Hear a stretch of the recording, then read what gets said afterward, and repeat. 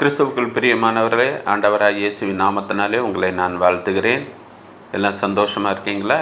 இந்த ஷம்மா ஊழியத்தின் சார்பாக தியான நிகழ்ச்சிக்கு வந்திருக்கிற உங்கள் ஒவ்வொருவரையும் கர்த்தர் அபரிதமாக ஆசீர்வதிப்பாராக.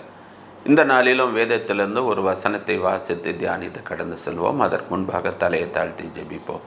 துதிக்கிறோம் ஆண்டவரை, சோத்தரிக்கிறோம், இந்த நாமத்தை மகிமைப்படுத்துகிறோம். இப்பொழுதும் வேதத்துள்ள அதிசயங்களை பார்க்கும்படி கண்களை திறந்தரலும்.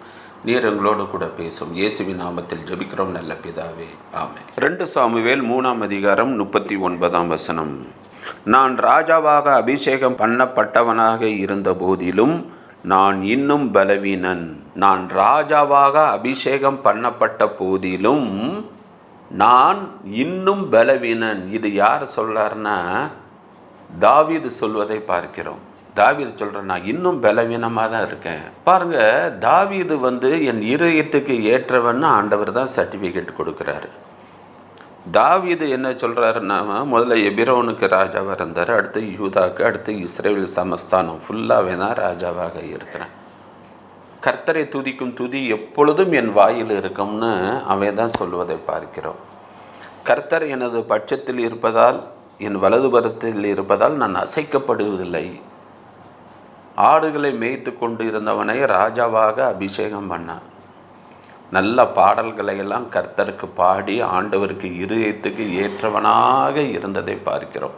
அப்பேற்பட்ட தாவீது, நான் இப்போ ராஜாவாக இருந்தாலும் நான் இன்னும் பலவீனன் என்று சொல்வதை பார்க்கிறோம். அப்படி என்ன பலவீனம் அவனுக்குள்ளே இருந்தது? அவனுக்குள்ள பலவீனங்கள் இன்னென்று நம்மிடம் இருக்கிறதா? இருந்தால் அதை இன்னைக்கு நம்ம ஆவியானவரின் துணையோடு அந்த பலவீனத்தெல்லாம் அகற்றி போட போகிறோம். ஏன்னா நம்ம பலவீனமாக இருப்பது தேவனுக்கு பிரியமில்லாத காரியம். நீங்கள் வேதத்தில் வாசித்து பார்த்தீங்கன்னா, லூக்கா எழுதின சுவிசேஷம் 13ஆம் அதிகாரம் 12ஆம் வசனத்தில் அங்கே 18 வருஷமாக பலவீனப்படுத்துகின்ற ஒரு ஆவி உடைய பெண் கூனியாக இருப்பதை பார்க்கிறோம். அதை ஞாயிற்றுக்கிழமை ஆண்டவர் அவளை சுகமாக்குகிறாரு. ஆனால் அந்த வேதபாரர்கள் பரிசேரில் அவர்கிட்ட நீர் எப்படி இந்த ஓய்வு நாளில் இவளை சுகமாக்கலான்னும் போது ஆண்டவர் 18 வருஷமாக பிசாசு இவளை பலவீனப்படுத்தி இருக்கிறார், அவளை நான் விடுவிக்க வேண்டாமா? ஏன் பலவீனமாக இருப்பது ஆண்டவருக்கு பிடிக்கலை. அந்த கூணிலேருந்து விடுதலை கொடுக்கணும், அந்த பலவீனத்தின் ஆவியை விரட்டணும். இன்னும் அவள் பலவீனமாக இருக்கக்கூடாது. அதுதான் ஆண்டவருடைய வாஞ்ச விருப்பம். அதை செய்கிறாரு. அதுபோல தான் இந்த செய்தியை கேட்டுக்கிண்டிருக்கிற நீங்கள் ஒவ்வொருத்தரும் யாராக இருந்தாலும் ஒரு பலவீனத்தோடு இருந்தால் அந்த பலவீனத்தின் ஆவியை இயேசுவின் நாமத்தினாலே நான் கடிந்து கொள்கிறேன். அவங்க சரீரத்தை விட்டு வெளியவோ என்று நான் கட்டளை கொடுக்கிறேன். வேண்டாம், உங்களுடைய பிள்ளைகளுக்கு அந்த பலவீனம் வேண்டாம், அதை எடுத்து போடுங்க. அன்னைக்கு 18 வருஷமாக இருந்த அந்த பெண்ணுக்கு அந்த விடுதலை கொடுத்த தேவன் இந்த செய்தியை கேட்டுக்கொண்டிருக்கிற ஒவ்வொருத்தருக்கும் பலவீனத்தின் ஆவியை கடிந்து கொண்டு அப்புறப்படுத்துகிறேன். பலவீனத்தோடு இருப்பது தேவனுடைய சித்தம் இல்லை. இங்கு தாவீது நான் இன்னும் பலவீனன் என்று சொல்கிறார். அதுபோல் இன்னைக்கு நம்மகிட்ட இருக்கிற பலவீனம் எது? அந்த பலவீனத்தெல்லாம் இன்னைக்கு ஆண்டவர் நம்மளை விட்டு அப்புறப்படுத்த போகிறார். சரி, ஃபஸ்ட்டு தாவீதுட்ட உள்ள பலவீனம் எது? வேதத்தை எடுத்து வாசிங்கள். சங்கீதம் 77ஆம் சங்கீதம் 10ஆம் வசனம். அப்பொழுது நான், இது என் பலவீனம், ஆனாலும் உன்னதமானவருடைய வலது கரத்தில் உள்ள வருஷங்களை நினைவு கூறுவேன். நீங்கள் அதுக்கு முந்தின பகுதியெல்லாம் வாசித்து பார்த்தீங்கன்னா, தாவீது புலம்புறான். இந்த 22ஆம் சங்கீதத்தெல்லாம் ஃபுல்லாக வாசித்து பார்த்தீங்கன்னா ஒரே புலம்பல் தான். சத்துருக்கள் என்னை வளைந்து கொண்டாங்க, பாசான் சிங்கங்கள் இது பண்ணி வந்தது பாருங்கள். அவனுடைய நிலைமையெல்லாம் பார்த்தீங்கன்னா புலம்புறான். புலம்புவது என்னுடைய பலவீனம். இங்கு பார்த்தீங்கன்னா சவுல் ஒரு குருவியை வேட்டையாடுவது போல இங்கு தாவீதை வேட்டையாட ஒரு பக்கம் அவன் இருக்கான். இன்னொரு பக்கம் பார்த்திங்கன்னா எதிரிகள் இவனை வேட்டையாடணும்னு சூழ்ந்து கொண்டு இருக்கிறாங்க. இன்னொரு பக்கம் பார்த்திங்கன்னா அவருடைய பெத்த மகன் அப்சலோன் தாவீதை கொண்டு போட்டு தான் ராஜாவாக வரணும்னு அவன் ஒரு பக்கம் மலைகளிலும் காடுகளிலும் ஓடி ஒரு ராஜாவாக அபிஷேகம் பண்ணப்பட்டான். அங்கிட்டும் இங்கிட்டுமாக ஓடுறான், வனாந்தரத்தில் ஓடுறான். அதனால தான் புலம்புறான். ஏன் சத்துருக்கள் இவங்களெல்லாம் அதமாக்கி போடும், ஏன் அவங்களும் உயிரோடு கூட இருக்கிறாங்க அப்படி இப்படின்னு புலம்புறான். இந்த பலவீனம் தான் இன்றைக்கி நிறைய பேர்கிட்ட இருக்குது. பலவீனம் இங்கு நாம் பார்க்கிறோம். 7ஆம் வசனம், 8ஆம் வசனம், 9ஆம் வசனத்துலலாம் அவனுடைய புலம்பெல்லாம் இங்கே நம்ம பார்க்கிறோம். ஆண்டவர் நித்திய காலமாய் தள்ளி விடுவாரோ, இனி ஒருபோதும் தயை செய்யாதிருப்பாரோ, அவருடைய கிருபை முற்றிலும் அற்று போயிற்றோ, வாக்குத்தத்தமானது தலைமுறை தலைமுறைக்கும் ஒளிந்து போயிற்றோ. இன்றைக்கி நிறைய பேர் புலம்பிக் கொண்டு இருக்கிறோம். ஒரு காலத்தில் நீங்கள் பழைய ஏற்பாடில் பார்த்தீங்கன்னா கிதியோன் புலம்புறான். என் குடும்பம் கோத்திரம் சின்னது, நாங்களாம் மறக்கப்பட்டு போட்டோம், ஆண்டவர் எங்கள் கூட இருந்தால் இதெல்லாம் நடக்குமா அப்படின்னு புலம்புறான். ஆண்டவர் அவன் புலம்பலை, அப்படியே நீ புலம்பிட்டு போன்னு விட்டாரா? இல்லை.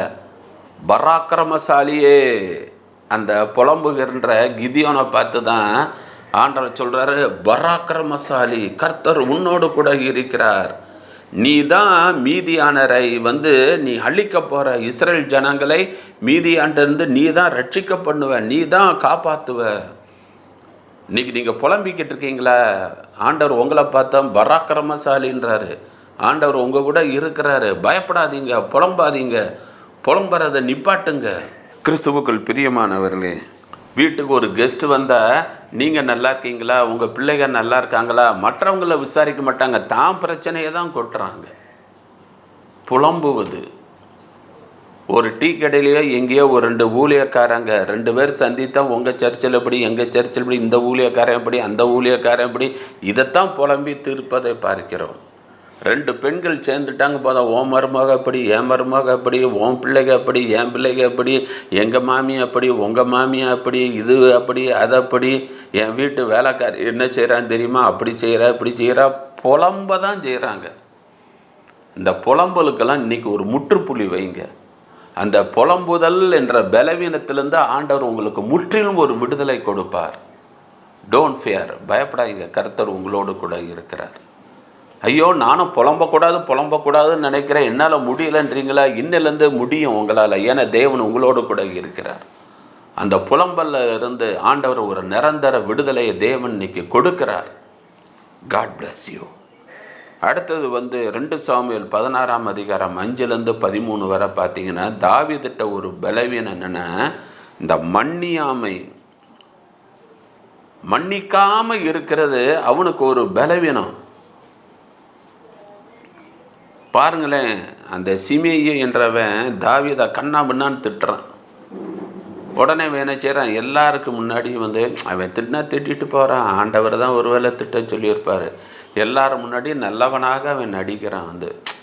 திட்டிட்டு போகிறான். போ விடு என்னத்தையும் தின்னுட்டு போகிற, சூரியனை பார்த்த நாய் குலைக்க மாதிரி செஞ்சுட்டு போகிறான். எல்லாம் நினைப்பாங்க, ஆகா இந்த ராஜாவை மாதிரி நல்லவன் யாரும் இல்லைப்பா, எவ்வளோ பரந்த மனப்பத்தான்மை, எவ்வளோ சகிக்கிறாரு அப்படி இப்படின்னு.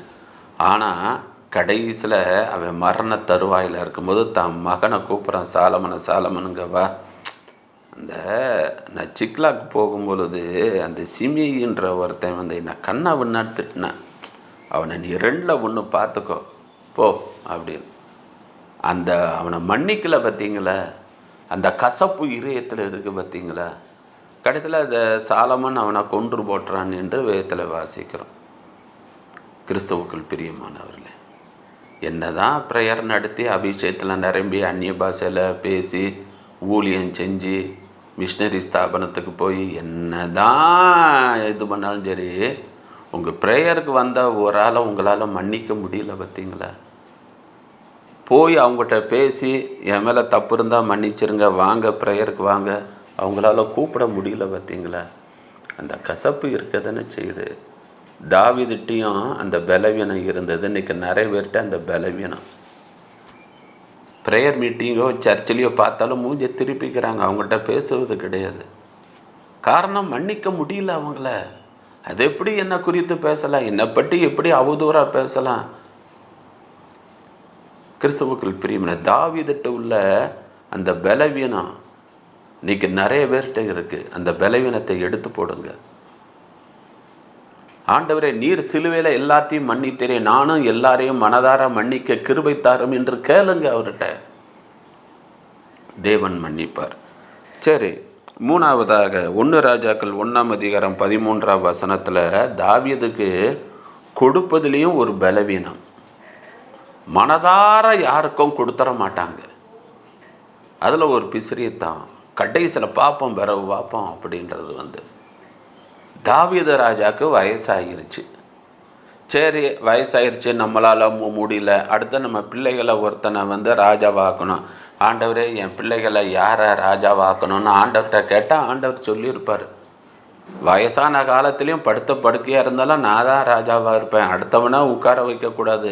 அந்த எண்ணம் தாவீதுக்கு இருக்குது. பார்த்தீங்களா?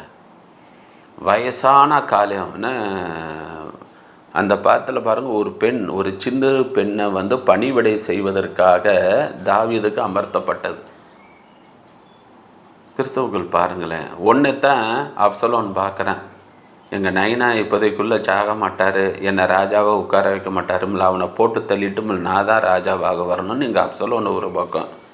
இங்கே அதோனி என்ன செய்கிறேன், எங்கள் அப்பா இப்போதைக்குள்ளே யாரையும் உட்கார வைக்க மாட்டார், அவரும் போய் சேர மாட்டார், நான் என்ன பண்ணேன், உடனே படைத்தளபதியிலையும் கூப்பிட்டு வாங்க, இனிமேல் நான் தான் ராஜான்னு ஊருக்கு வெளியே ஒரு கூடாரம் போட்டு எல்லாரும் அங்கே ராஜாவாக அபிஷேகம் பண்ணுறதுக்கு ஒரு கூட்டம் அங்கே ஆயத்தமாக்கிட்டு இருக்கு. இங்கே அதுக்கு முன்னாடி நாத்தான் பத்சேபாலை பார்த்து சாலமோனா ராஜாவாக்கிறதுக்கு இங்கே பார்த்திங்களா 3 இடத்துல 3 காரியம். காரணம் என்ன? சரி, வயசாச்சு, நம்மளால் முடியலன்னொன்னே யாருன்னு பார்த்து ஒரு ஆளாக ராஜாவாக உட்கார வச்சுட்டா இவ்வளோ பிரச்சனைலாம் வந்திருக்குமா? அப்போ இந்த ராஜஸ்தானத்தை விட்டு கொடுக்கறதுக்கு நிறைய பேருக்கு பிரியம் இல்லை. இன்னைக்கு நிறைய பேரண்ட்ஸ் அப்படி தான், சொத்து இருக்குதா என் கண்ணுக்கு பிறகு அது பிறகு அடிபட்டு சாவுங்க, எவனும் எக்கேடுபட்டு போனான் என்ன கடைசியில் பாருங்கள், அந்த சொத்துக்கு அன்னை கையெழுத்து போடணும், தம்பி கையெழுத்து போடணும், தங்கச்சி கையெழுத்து போடணும், எனக்கு இவ்வளோ கொடு, இல்லாட்டி நான் உனக்கு நான் கையெழுத்து போட மாட்டேன். கடைசியில் அந்த சொத்து உனக்கு வேண்டாம், எனக்கு வேண்டாம், சும்மா கிடக்கட்டும், கோர்ட்டில் கிடக்கட்டும். இன்றைக்கி எவ்வளோ சொத்து கோர்ட்டில் கிடக்கு. காரணம் அந்த விட்டு கொடுக்குற தன்மை இல்லை. ஏன்? அந்த தகப்பன்மார்கள் உயிரோடு இருக்கும் போதே பிரித்து கொடுத்துறது கிடையாது. எப்பா இது உனக்கு, இது உனக்கு, இது மட்டும் எனக்கு இருக்குது, என் கண்ணுக்கு பிறகு யார் என்னை கவனிக்கிறாங்களோ அவங்களுக்கு இதுன்னு பிரித்து கொடுத்தா அவங்க எல்லாம் சந்தோஷமாக இருந்துட்டு போகிறாங்க. எல்லாம் என் கண்ணுக்கு பிறகு சிலவங்க சொல்லுவாங்க, உங்கள் கண்ணுக்கு பிறகு எனக்கு இப்போ கொடுத்தீங்கன்னா எங்களுக்கு பிஸ்னஸுக்கு சரியாக வரும், கடைசி காலத்தில் கொடுத்த எங்களுக்கு என்ன பிரயோஜனம்? அப்போ அந்த கொடுப்பதில் சில பேர் பாருங்கள், நமக்கு வயசாச்சா நம்ம பதவியில் அடுத்தவனை உட்கார வைப்போம், அந்த எண்ணம் வராது. மண்டைய வர நான் தான் இருப்பேன். கிறிஸ்துவுக்குள் பிரியமானவரே, தாவீதுட்ட உள்ள பலவீனம் இன்னைக்கு நிறைய பேர்கிட்ட இருக்குதுங்க. கொடுப்பதில், விட்டு கொடுப்பதில் ஒரு பலவீனம். கிறிஸ்துவுக்குள் பிரியமானவர்களே, ஆசைப்படுறது தப்பு இல்லை, அந்த ஆசை இச்சையாக மாறிடக்கூடாது, அந்த ஆசை பேராசையாக மாறிடக்கூடாது, அதுதான் முக்கியம். இந்த 4 காரியங்களும் தாவீதுக்கு ஒரு பலவீனமாக இருந்தது. அதைத்தான் அவன் சொல்கிறான், நான் ராஜாவாக அபிஷேகம் பண்ணப்பட்ட போதிலும் நான் பலவீனன். இன்றைக்கும் நல்ல வசதி படைத்து நல்ல ஆவிக்குரிய வாழ்க்கையில் நல்லா இருக்கிறவங்களுக்கும் இந்த பலவீனங்கள் இருந்தால் இன்றைக்கி அந்த பலவீனங்களையெல்லாம் தேவன் எடுத்து போட சித்தமுள்ளவராக இருக்கிறார். அவருக்கு ஒப்பு கொடுங்க. ஆண்டவரே, மன்னிப்பதில் நான் ஒரு பலவீனமாக இருக்கிறேன், பசுத்தத்தில் நான் ஒரு பலவீனமாக இருக்கிறேன், கொடுப்பதில் நான் ஒரு பலவீனமாக இருக்கிறேன், புலம்புவதில் நான் ஒரு பலவீனம். இந்த பலவீனத்தெல்லாம் எடுத்து போடுங்கப்பா. அன்னைக்கு பெரும்பாலும் அந்த 18 வருஷமாக பலவீனப்படுத்துகின்ற ஆவியை விரட்டினீங்களாப்பா, பலவீனத்திலிருந்து விடுதலை கொடுத்தீங்களாப்பா. அதுபோல் இந்த செய்தியை கேட்டுக்கொண்டிருக்கிற ஒவ்வொருத்தருக்கும் ஆண்டவரே பலவீனத்தை எடுத்து போடணும். ஆண்டவர் எடுத்து போடும். கிறிஸ்தவுக்கள் பிரியமானவர்களே, தலை தாழ்த்தி ஜெபிப்போமா. அன்புள்ள ஆண்டவரே, அருமையான இந்த வேலைக்காக நன்றி. இந்த செய்தியை கேட்டுக்கொண்டிருக்கிற ஒவ்வொருத்தருக்கும் அந்த பலவீனத்திலேருந்து எடுத்து போட்டு அவங்களுக்கு நல்ல சுகம் பலன் ஆரோக்கியத்தை நீர் கட்டளையிட வேண்டுமா ஜெபிக்கிறோம். நீங்கள் அப்படி செய்யப்படுற கிருபைக்காக நன்றி. இயேசுவின் நாமத்தில் ஜெபிக்கிறோம் நல்ல பிதாவே, ஆமென். கிறிஸ்துவுக்குள் பிரியமானவர்களே, இந்த செய்தி மிகவும் பிரயோஜனம் உள்ளதாக இருக்கும் என்று நான் நினைக்கிறேன். கர்த்தர் இன்னைக்கு உங்கள் இந்த பலவீனத்திலேருந்து விடுதலை கொடுத்துட்டார். God bless you.